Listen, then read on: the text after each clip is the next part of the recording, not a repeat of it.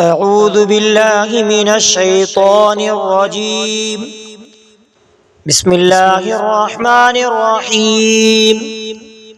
سبح اسم ربك الأعلى الذي خلق فسوى والذي قدر فهدى والذي أخرج المرعى فجعله غثاء أحوى سنقرئك فلا تنسى إلا ما شاء الله إنه يعلم الجهر وما يخفى ونيسرك لليسرى فذكر إن نفعت الذكرى سيذكر من يخشى ويتجنبها الأشقى الذي يصلى النار الكبرى ثم لا يموت فيها ولا يحيا قد أفلح من تزكى